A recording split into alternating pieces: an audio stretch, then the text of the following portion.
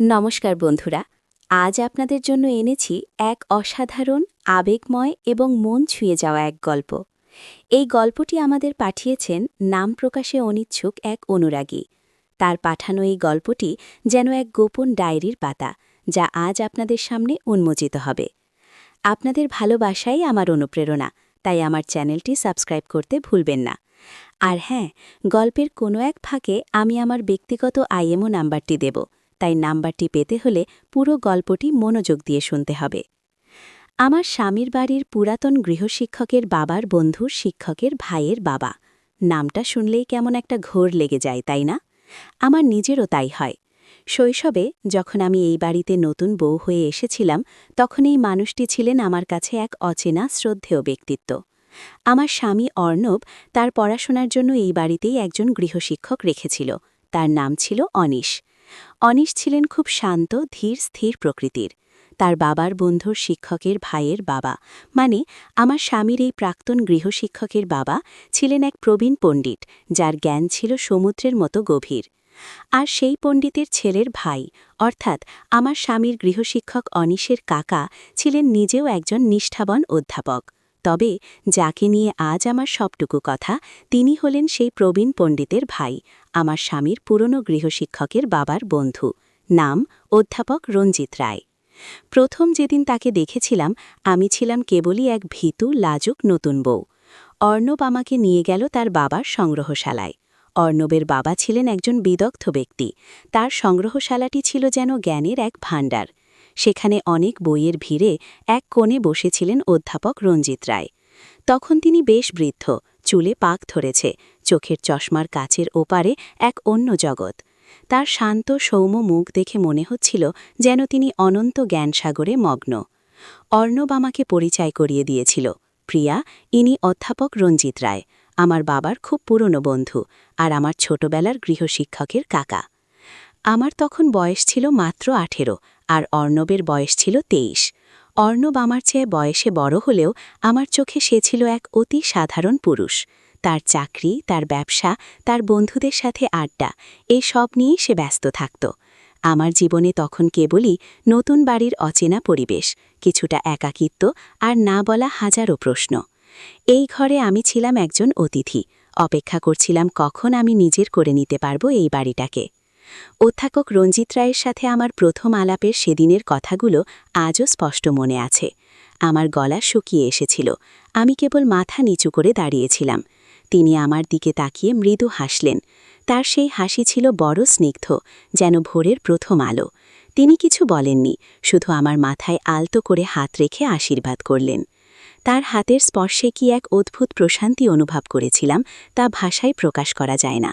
তখনও আমি বুঝিনি এই স্পর্শ আমার জীবনে এমন এক ঝড় নিয়ে আসবে। এরপর থেকে প্রায়ই অধ্যাপক রায় আসতেন আমাদের বাড়িতে। অর্ণবের বাবা মা, অর্থাৎ আমার শ্বশুর শাশুড়ি, তাকে খুব সম্মান করতেন। আর আমি তাকে দেখতাম একজন পরম শ্রদ্ধার পাত্র হিসেবে। অর্ণব প্রায়ই কাজের সূত্রে বাইরে থাকত, আমি বেশিরভাগ সময় একাই থাকতাম। আমার একাকিত্ব কাটানোর জন্য আমি বই পড়তে ভালোবাসতাম। আমার এই বই পড়ার অভ্যাসটা দেখে অধ্যাপক রায় খুব খুশি হতেন। একদিন তিনি আমাকে কিছু পুরনো দুর্লভ বই পড়তে দিলেন। বললেন, প্রিয়া, তোমার এই মনটা বড় কোমল, বইয়ের মধ্যেই তুমি তোমার আশ্রয় খুঁজে পাবে। তবে মনে রেখো, জ্ঞান কেবল বইয়ের পাতায় নয়, জীবনের পথেও খুঁজে নিতে হয়। তার কথাগুলো আমার মনের গভীরে দাগ কেটেছিল। আমি তার সাথে বই নিয়ে আলোচনা করতাম। আমার মনে প্রশ্ন আসত, আর তিনি ধৈর্য ধরে সেগুলোর উত্তর দিতেন। আমার মনে হতো তিনি যেন আমার ভেতরের অন্য আমিটাকে চিনতে পারছেন। তিনি আমার মনের কথাগুলো শুনতেন, যা অর্ণবও কখনো শোনেনি। অর্ণব আমার প্রয়োজন বুঝত, কিন্তু আমার অনুভূতির গভীরে পৌঁছতে পারত না। সে ছিল বাস্তববাদী, আর অধ্যাপক রায় ছিলেন আদর্শবাদী। সময়ের সাথে সাথে তার প্রতি আমার শ্রদ্ধার জায়গাটা একটু একটু করে বদলাতে লাগল। বদলটা যে ঠিক কী, তা আমি নিজেও বুঝতে পারতাম না। তার সান্নিধ্য আমার ভালো লাগত, তার কথা শোনার জন্য আমি উৎক্ষেপ থাকতাম। একদিন অর্ণব অফিসের কাজে কিছুদিনের জন্য বাইরে গিয়েছিল। আমি একা। সন্ধেবেলা অধ্যাপক রায় এলেন। তিনি আমার জন্য কিছু মিষ্টি নিয়ে এসেছিলেন। আমরা বারান্দায় বসে চা খাচ্ছিলাম। আকাশে তখন মেঘ জমেছিল। হালকা বৃষ্টি শুরু হলো। বৃষ্টির শব্দে, তার গলার নিচু স্বরে, তার গভীর কথায় আমার মন কেমন যেন ভরে উঠছিল। আমি তার দিকে তাকিয়ে রইলাম। তার চোখে তখন এক অদ্ভুত দীপ্তি। তিনি আমার দিকে তাকিয়ে বললেন, প্রিয়া, তোমার চোখ দুটো বড় মায়াবী, এতে কত প্রশ্ন, কত আকাঙ্ক্ষা লুকিয়ে আছে। তার এই কথায় আমি চমকে উঠলাম। আমার হৃদস্পন্দন বেড়ে গেল। আমার মনে হলো তিনি কি আমার মনের কথা বুঝতে পারছেন। আমি কিছু বলার আগেই তিনি আমার হাতের ওপর তার হাত রাখলেন। তার হাতের স্পর্শ ছিল উষ্ণ, কিন্তু সেখানে কোনো কামনার আভাস ছিল না, ছিল এক অপার্থিব নির্ভরতা। আমি আমার হাত সরিয়ে নিলাম না। আমার সারা শরীর যেন বিদ্যুৎ খেলে গেল। আমার মনে হলো এ ঠিক নয়, এ আমার স্বামীর গুরুজন, কিন্তু মনটা তখন বিদ্রোহ করছিল। তারপর থেকে আমাদের এই অলিখিত অজানা টানাপোড়েন আরও বাড়ল। অর্ণব যখন বাড়িতে থাকত তখন আমি অধ্যাপক রায়ের সান্নিধ্য এড়িয়ে চলতাম, কিন্তু তার অনুপস্থিতিতে আমি যেন তার জন্য অপেক্ষা করতাম। একদিন অর্ণব বাড়ি ছিল না, আমি একা। জানালার পাশে দাঁড়িয়ে বাইরের বৃষ্টি দেখছিলাম। দরজা ধাক্কা দেওয়ার শব্দ হলো। অধ্যাপক রায়। তার চোখে মুখে এক অদ্ভুত অস্থিরতা। তিনি ঢুকেই দরজা বন্ধ করে দিলেন। আমার হৃৎপিণ্ড থুকফুক করছিল। তিনি আমার দিকে এগিয়ে এলেন। তার চোখে তখন এক তীব্র আকুলতা। তিনি আমার দিকে হাত বাড়ালেন। আমি কিছু না বলে তার হাতে হাত রাখলাম। আমার ঠোঁট কাঁপছিল। তিনি আমার মুখের ওপর থেকে আলতো করে আমার চুলের গোছা সরিয়ে দিলেন। তার দীর্ঘশ্বাস আমার মুখে এসে লাগল। আমার সারা শরীর যেন কাঁপছিল। তিনি আমার কানের কাছে মুখ নিয়ে ফিসফিস করে বললেন, প্রিয়া, আমি আর থাকতে পারছি না। আমার মনে তখন ভয়ের সাথে এক অচেনা আনন্দের ঢেউ। এটা কি ঠিক হচ্ছে? আমি কি পাপ করছি? কিন্তু আমার মন তখন কেবলই তার কাছে আত্মসমর্পণ করছিল। তার চুম্বনের উত্তাপ যেন আমার সবটুকু দ্বিধা, সবটুকু ভয়কে গ্রাস করছিল। তার ঠোঁট আমার ঠোঁটে এসে লাগল। সেই চুম্বন ছিল দীর্ঘ, গভীর আর অপার্থিব। আমার মনে হচ্ছিল আমি যেন স্বর্গ ছুঁয়ে ফেলছি।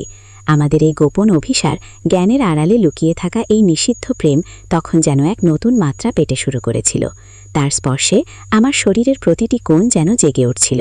আমার মনে হচ্ছিল আমার এতদিনকার সব একাকিত্ব, সব অপূর্ণতা যেন আজ পূর্ণ হতে চলেছে। আমরা একে অপরের মধ্যে হারিয়ে যাচ্ছিলাম। সমাজ, নীতি, ভয় সব তুচ্ছ মনে হচ্ছিল।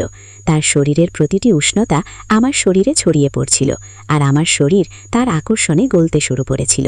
আমার মনে হচ্ছিল আমার এই অনুভূতির নাম কি প্রেম, নাকি কেবলই এক তীব্র আকাঙ্ক্ষা। আমি তখন এসব ভাবনার অতলে তলিয়ে যাচ্ছিলাম। আমাদের হৃদয়ের স্পন্দন যেন এক লয়ে বাজছিল।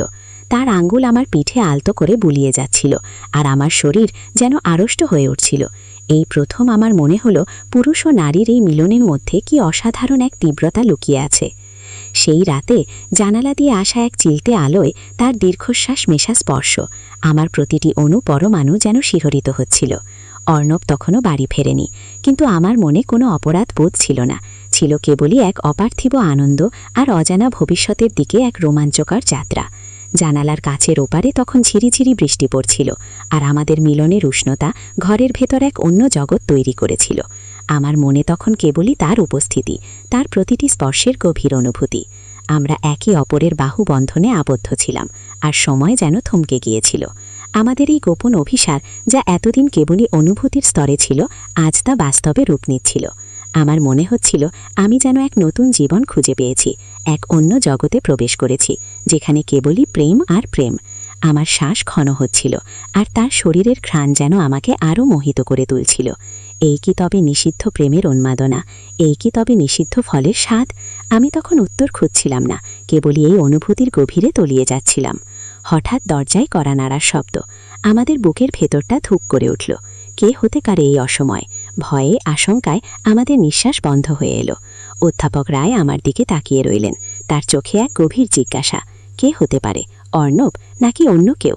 গল্প এখানেই শেষ নয়। আমাদের এই গোপন অভিসারের শেষ কোথায়? তাদের এই নিষিদ্ধ প্রেম কি সমাজের চোখে ধরা পড়ে যাবে? জানতে হলে আজই কমেন্ট করে জানান আপনারা এই গল্পের দ্বিতীয় পর্ব শুনতে চান কিনা, এবং অবশ্যই আমার চ্যানেলটি সাবস্ক্রাইব করুন। আমার IMO নাম্বার পেতে হলে আপনাদের ধৈর্য ধরে অপেক্ষা করতে হবে পরের পর্বের জন্য, কারণ আমি গল্পটি শেষ করিনি।